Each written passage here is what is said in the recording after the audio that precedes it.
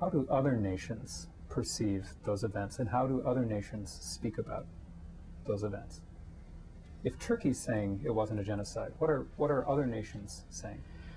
Today, the genocide issue is one of the problems of Turkey in international arena, because there are a lot of other parliaments, governments, states that acknowledge the genocide in their parliaments. They accept it through a resolution, and it creates certain problems for Turkey's diplomatic relations.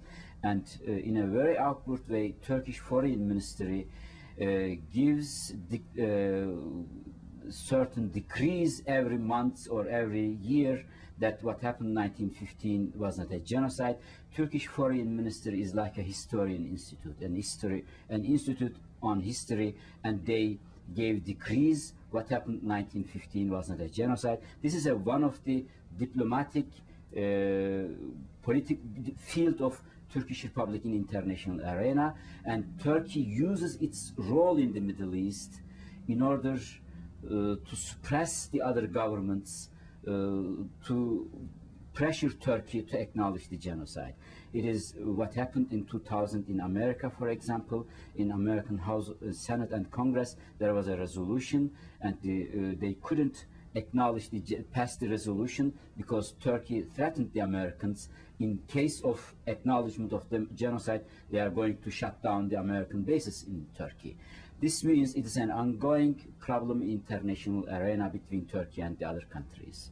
They want Turkey acknowledge the genocide, but they don't want to lose Turkey as a partner within NATO, within in the problem of the Middle East. That's why this is an ongoing tension between the Western governments and Turkey. Will the rest of Europe allow Turkey to continue with this and allow them into the European Union? What's the circumstance in terms of the requirements Turkey will face in order to become a member of the European Union? Armenian genocide will be one of the major issues that Turkey should deal with during this negotiation process. And we hope that within this process, Turkey first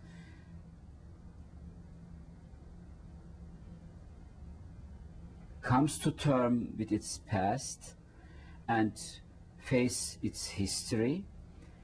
Whether or not acknowledging of genocide become a precondition for Turkey's full membership is an open question, because there is no legal jurisdiction in European Union which says Turkey that Turkey must acknowledge first genocide in order to be a member of European Union.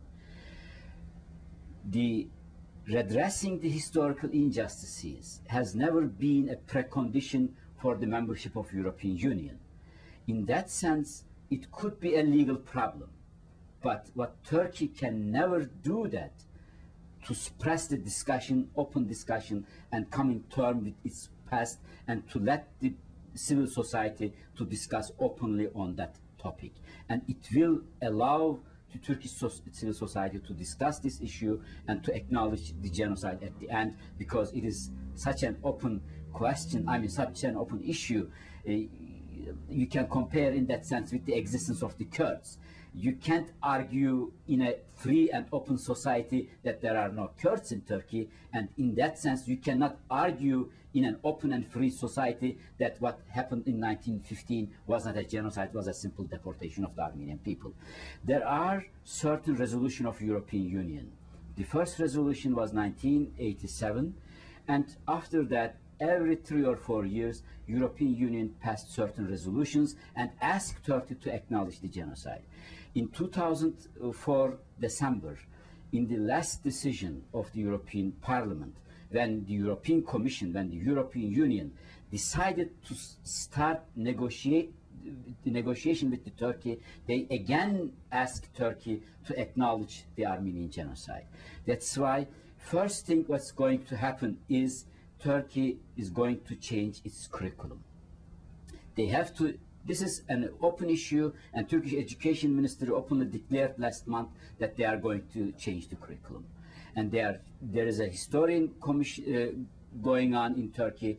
in Turkish education minister, there is a commission supported by the Belgian, by the Germans, and by the Dutch, and they are now using pressure on Turkey to change the textbooks.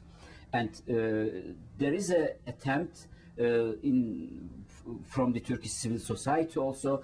They checked, for example, they examined almost all Turkish school books, and they found out more than 40,000 racist, chauvinist, and sexist expressions. And now there is a movement in Turkey, and Turkish education minister also openly declared that they are going to change all these. The first movement will be changing the Turkish curriculum and teaching the history, not in a way what the state wants, but based on certain values, moral values that Europe has already has. And this is the first step. And the second step will be, of course, an open discussion in Turkey, open debate in Turkey.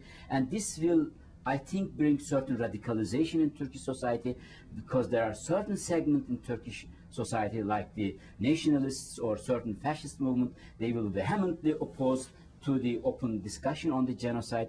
But this will be second step, and this will end, I hope, with an apology what happened in 1915, with an apology from the Armenian people, and not only from the Armenian people, with an apology from all other ethnic groups which had experienced certain historical injustices in the past.